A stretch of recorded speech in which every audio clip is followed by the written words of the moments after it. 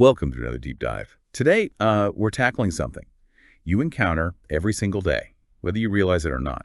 Consumer behavior. It's all about understanding why people buy things, a topic that's useful, whether you're prepping for a marketing meeting or just trying to understand your own spending habits. It really is fascinating, and we're lucky to have Consumer Behavior for Dummies as our guide.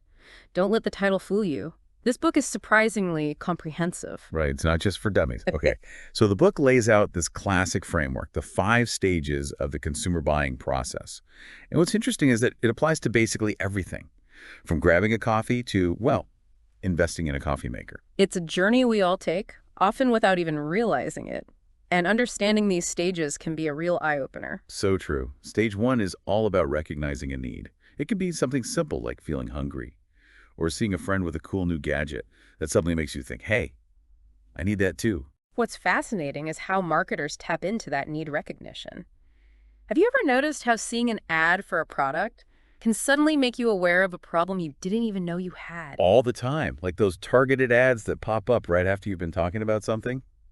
It's a little spooky how well they know us. All right, so once we've acknowledged this need, stage 2 kicks in, information search. This is where we start gathering intel. And how deep we go really depends on what we're buying.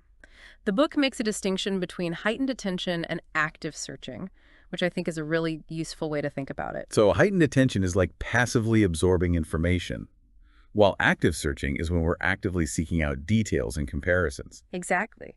Think about how you might casually notice ads for a new phone, but then, when you actually decide you want one, you start reading reviews, comparing specs, and actively seeking out the best deal. It's amazing how our behavior changes when we go from casually browsing to having a specific purchase in mind. So, Okay, stage 3 gets to the heart of decision-making, evaluating our options. this is where we weigh the pros and cons, compare prices, read reviews, the whole shebang. But here's where things get a bit tricky. The book points out how our emotions play a huge role in this stage, even when we think we're being completely logical. I can definitely relate to that. Oh. Sometimes I'll spend hours researching a product, Ooh. but ultimately, my gut feeling or how a brand makes me feel ends up swaying my decision. It's the classic battle between head and heart, and marketers know exactly how to appeal to our emotional side, even when we're trying to be rational. Think about those ads that use beautiful imagery, heartwarming stories, or aspirational figures to create a positive emotional association with their brand. It's all about creating an emotional connection. And sometimes Yeah. that connection can be more powerful than logic. Because once we've waded through that emotional minefield, we arrive at stage 4, the purchase decision. The moment of truth. And as the book highlights, factors like store atmosphere, sales interactions, and even payment options can have a significant impact on our choices at this stage. It's like they're anticipating our every move. Have you ever found yourself adding things to your online cart just because the website design was really appealing, even if you weren't planning to buy anything? Oh, absolutely. Or been tempted by a buy now, pay later option? That makes a big purchase seem more manageable. These are all carefully calculated tactics designed to nudge us towards that buy button. It's a constant game of persuasion. And finally, we reach stage 5, post-purchase behavior. This is where we evaluate our decision and decide if the product lived up to the hype. This is also where that pesky thing called buyer's remorse can rear its ugly head, especially with big purchases. Oh, I know that feeling all too well. It's like suddenly questioning everything about your decision Yeah. and wondering if you made the right choice. The book calls this cognitive dissonance, that uncomfortable feeling we get when our actions and beliefs clash. And it's a prime opportunity for marketers to step in and offer reassurance. Think about those follow-up emails that highlight positive reviews or offer tips on how to maximize your use of the product. They're trying to help you justify your decision and avoid buyer's remorse. It's like they're holding our hand through the entire process. Yeah. While these 5 stages provide a clear roadmap of the buying process, I'm curious about the underlying forces that drive our decisions in the first place. What are the real motivators behind our purchases? That's where we delve into the fascinating realm of motivations and emotions. While the 5 stages provide a logical framework, it's our deeper desires and anxieties that truly fuel the consumer engine. So, it's not just about needing a new phone. It's about why we want that new phone. What need is it fulfilling beyond its basic functionality? Exactly. The book lays out 5 main consumer motivators, and understanding these can be a real game changer. Let's start with the most basic needs. These are the essentials for survival: food, shelter, water, things we literally can't live without. Makes sense. Marketers might not have to work too hard to convince us we need those. Yeah. What comes next on the hierarchy of needs? Next up are social needs, our desire for belonging, status, and connection. This is where things start to get interesting. Think about how certain brands become associated with specific social groups or lifestyles. Ah, the keeping up with the Joneses phenomenon. We buy things to fit in, impress others, or signal that we belong to a particular tribe. Exactly. And it's not always about keeping up. Sometimes it's about standing out or expressing our individuality. Think about how people use fashion, music, or even their choice of car to project a certain image or identity. It's like we're all curating our own personal brands. Okay. What's the next motivator that marketers tap into? Think about security and safety. This motivator plays on our very primal need to feel protected and secure. So, we're talking about things like home security systems, insurance policies, maybe even certain types of clothing or accessories that make us feel more confident and in control. Exactly. And it goes beyond physical safety. It can also encompass financial security, health and wellness, and even emotional well-being. Marketers know how to tap into those anxieties and offer products or services that promise to alleviate our fears and provide peace of mind. It's a powerful motivator because it speaks to our deep-seated desire for stability and control in a world that often feels unpredictable. All right, what other motivators are at play in the consumer landscape? Yeah, let's be honest. In today's fast-paced world, convenience is king. We're all pressed for time and constantly juggling multiple priorities. Anything that can simplify our lives, Yeah, save us time, or reduce effort is going to be a big hit. exactly. Think about the explosion of meal delivery kits, ride-sharing apps, and online shopping services. They're all catering to our need for convenience and offering solutions that fit our busy lifestyles. It's all about making life easier and more efficient. And I bet marketers are constantly coming up with new ways to appeal to our time-starved selves. Okay, so we've covered basic needs, social needs, security, and convenience. What's the final piece of the puzzle? This is where we reach the top tier of motivator self-actualization. This is about fulfilling our potential, achieving our goals, and becoming the best versions of ourselves. It's like the aspirational side of consumer behavior. We're not just buying things to survive or fit in. We're buying things that help us grow, learn, express our creativity, or make a difference in the world. Exactly. Think about things like travel experiences, educational courses, creative hobbies, or even products that align with a particular cause or belief system. These purchases are often driven by a deeper sense of purpose and a desire to live a more meaningful life.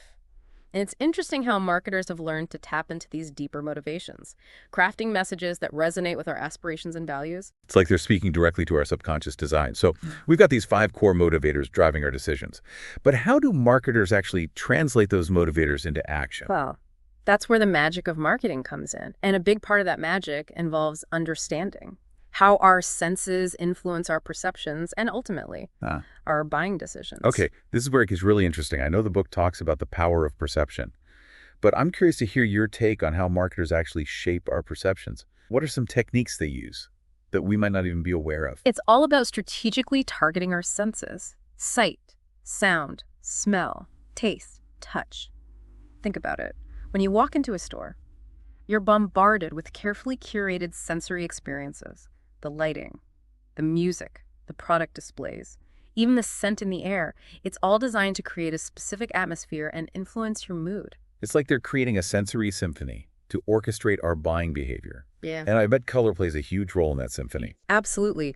Colors evoke powerful emotional responses. Think about the calming effect of blues and greens, the energy of reds and oranges, the sophistication of black and white.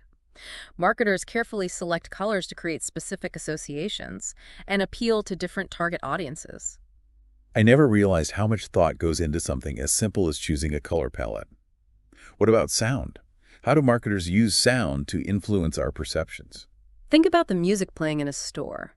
Upbeat music can energize shoppers and encourage impulse buys, while calming music might create a more relaxed atmosphere for browsing. And then there are jingles, those catchy little tunes that get stuck in our heads and create a lasting association with a brand. I'm already humming a few jingles right now. It's amazing how effective those can be. What about smell? I know some stores have signature scents, but how does that actually influence our buying decisions? Smell is one of our most powerful senses, directly linked to our emotions and memories. Think about how the smell of freshly baked bread can make you feel hungry, or how a particular perfume can evoke a specific memory. It's like a shortcut to our emotional centers. So Are marketers essentially hijacking our senses to trigger specific responses? In a way, yes. They're using sensory cues to create associations, Yeah. evoke emotions, and ultimately influence our buying decisions. It's a fascinating but also slightly unsettling thought. Like, Okay. how much of our buying behavior is actually driven by conscious choice? And how much is influenced by these subliminal sensory cues? That's a great question, and one that consumer psychologists are constantly exploring. The truth is, it's a complex interplay of factors. Speaking of complex, I know the book also dives into some of the ethical challenges that arise in marketing. What are some of the dilemmas that marketers face when trying to influence consumer behavior? It's a tricky area. While the goal of marketing is to persuade, there's a fine line between ethical persuasion and manipulation. One of the key ethical dilemmas is the issue of targeting vulnerable consumers, such as children or the elderly. I see how that could be problematic. These groups might be more susceptible to persuasive tactics and less able to critically evaluate marketing messages. What are some other ethical gray areas in marketing? Another big one is deceptive advertising, making claims that are misleading or exaggerating the benefits of a product. Like those miracle weight loss products or beauty creams that promise to erase wrinkles overnight. Exactly. Those types of claims can prey on people's insecurities and create unrealistic expectations. It's all about being honest and transparent. So, ethical marketing isn't just about avoiding harm, it's also about building trust with consumers. Right. And the book makes a compelling argument that ethical marketing can actually be good for business in the long run. That makes sense. If consumers trust your brand, they're more likely to be loyal customers. It's a win-win situation. Exactly. Building trust is key. And that brings us to another important concept in marketing positioning. Okay? Tell me more about positioning. How does it relate to building trust and influencing consumer behavior? Positioning is all about how you present your product or brand in the minds of consumers. It's about creating a clear and distinct image that differentiates you from the competition. And it plays a critical role in shaping how consumers perceive your brand and its offerings. So, it's not just about the product itself. It's about the story you tell about the product. Exactly. And that story needs to be authentic, relatable, and memorable. Think about Apple. They've positioned themselves as the brand for creative individuals, innovators, and those who want to challenge the status quo.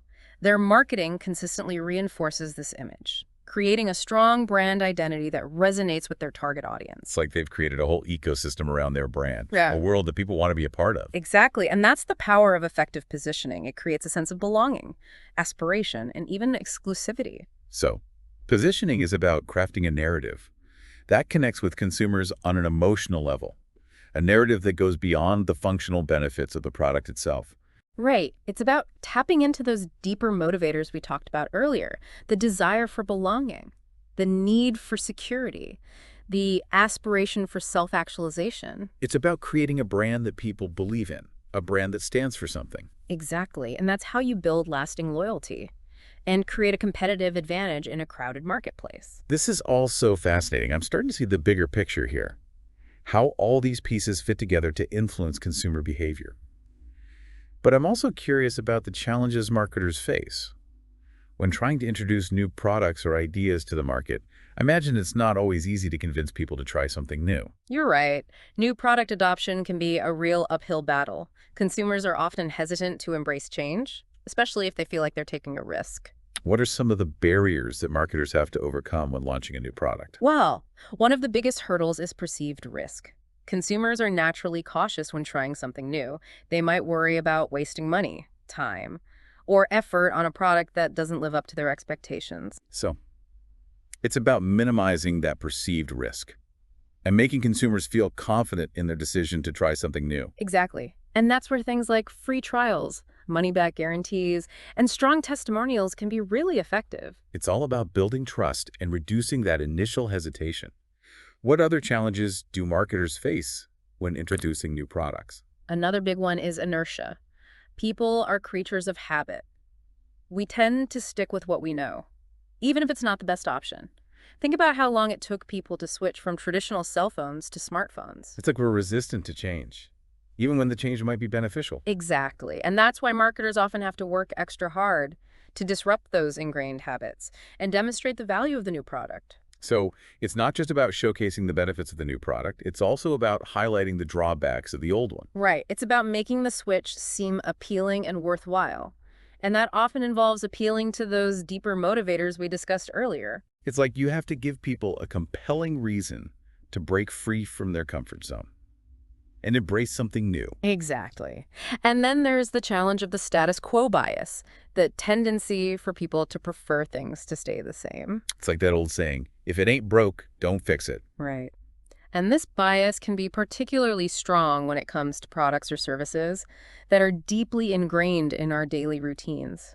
Think about your bank, your internet provider, your favorite coffee shop. It's those things we rely on without even thinking about it. Exactly. And convincing people to switch providers or adopt a new routine can be a real challenge. So, marketers have to make a really strong case for change, a case that outweighs our natural tendency to stick with what we know. Absolutely. And that often involves demonstrating a significant improvement in quality, convenience, or value. It's like raising the bar and showing people that there's a better way to do things. Right. And it's also about understanding the different categories of adopters. Not everyone embraces new products at the same pace. Okay. Remind me about those adopter categories. I know the book mentions them, but I'd love to hear your take on how they influence new product adoption. The book breaks it down into 5 main groups. And it's a really useful framework for understanding how new products spread through a market. First, you have the innovators. Those adventurous souls who are always eager to try the latest and greatest. They're the trendsetters, the ones who aren't afraid to be the first on the block with a new gadget or idea. Exactly. They're driven by curiosity, a desire to be ahead of the curve, and a willingness to take risks. And they're often influential within their social circles. Their early adoption can help generate buzz and pique the interest of others. Right. And that's where the early adopters come in. They're a bit more cautious than the innovators, but they're still open to new ideas and eager to try things that align with their interests and values. They're the ones who wait for a few positive reviews before taking the plunge, but they're still ahead of the curve. Exactly. And once the early adopters have given their seal of approval, you start to see the early majority coming on board. This is a larger group, more risk-averse, and they tend to wait for a product to become more mainstream before trying it. They're looking for social proof, evidence that a product is reliable. Yeah. And worth their investment. Right. And then you have the late majority. These folks are even more skeptical and cautious, and they tend to adopt a new product only after it's been widely adopted and proven successful. They're the ones who are comfortable with what they know. And they're not interested in being on the bleeding edge of technology or trends. Exactly. And finally, you have the laggards. These are the most resistant to change, and they often adopt a new product only when they're forced to, or when their old product becomes completely obsolete. They're the ones who are still holding onto their flip phones and cassette tapes. Exactly. Understanding these different adopter categories can help marketers tailor their messages and strategies to reach different segments of the market at different stages of the product lifecycle. That makes sense. It's not a one-size-fits-all approach. You need to consider who you're talking to and what their motivations and concerns might be. Precisely. And the book also emphasizes the importance of understanding the product lifecycle itself. How a product evolves over time from introduction to growth, maturity, and eventually decline. Okay. Remind me about the stages of a product life cycle and how they relate to consumer behavior. It typically starts with the introduction stage, where the product is new and exciting. But sales are slow as consumers are just becoming aware of it. This is where marketers focus on building awareness, generating buzz, and attracting those early adopters. It's like the launch phase, where you're trying to make a splash and get people excited about the product. Exactly. Then comes the growth stage, where sales start to pick up. As more consumers adopt the product and word of mouth spreads, this is where marketers often shift their focus to expanding distribution, building brand loyalty, and fending off competitors who are entering the market. It's like the moment when the product gains momentum and starts to become a mainstream success. Right. But eventually, growth levels off as the market becomes saturated, and you enter the maturity stage.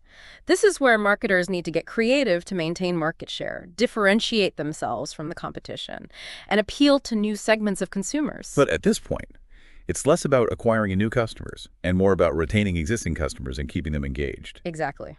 And finally, you reach the decline stage, where sales start to drop as the product becomes outdated or replaced by newer, better alternatives.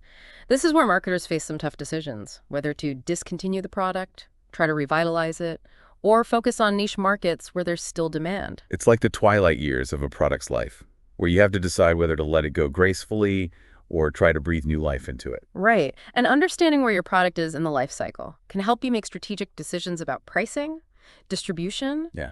and promotion. So, we've covered a lot of ground here, the 5 stages of the buying process, the core motivators that drive our decisions, the power of perception, the ethical challenges of marketing, the hurdles of new product adoption, and the stages of a product life cycle. It's like we've mapped out the entire consumer journey. It really is a fascinating journey.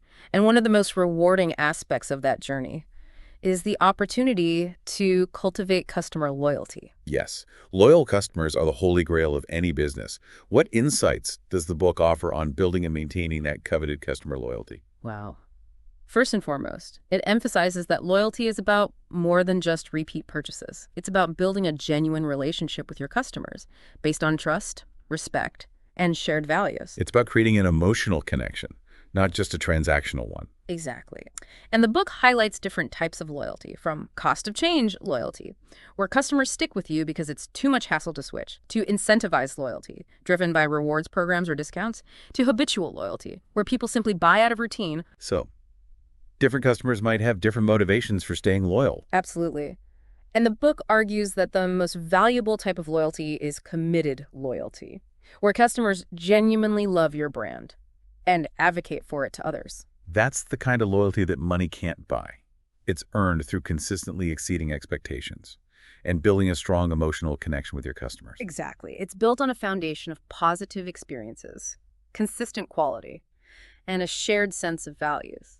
So, how do you cultivate that kind of deep, committed loyalty?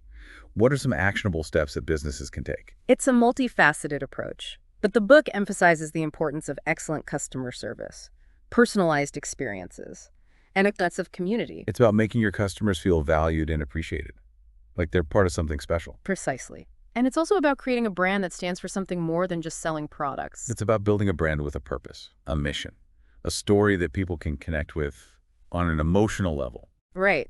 And that's a powerful way to build lasting loyalty in today's competitive marketplace. This has been such an enlightening conversation. I'm feeling like a more informed consumer. Yeah. And I'm definitely inspired to think more critically about my buying decisions and the brands I choose to support. But, while we've been focused on the consumer side of things, I'm also curious about how these concepts apply to the world of business to business, or B2B marketing. That's a great point. Yeah. B2B marketing has its own unique dynamics, but the underlying principles of understanding your audience, building relationships, and communicating effectively still apply. So what are some of the key differences between marketing to businesses versus individual consumers? Well, one major difference is the sheer scale of the decisions involved. Meaning? B2B transactions, the stakes are much higher.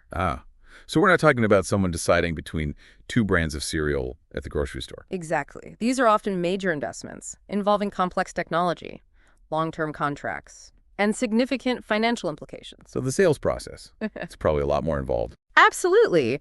You're not going to close a multi-million-dollar deal with a catchy jingle or a flashy social media ad. So what does it take to succeed in the B2B world? Relationships are paramount.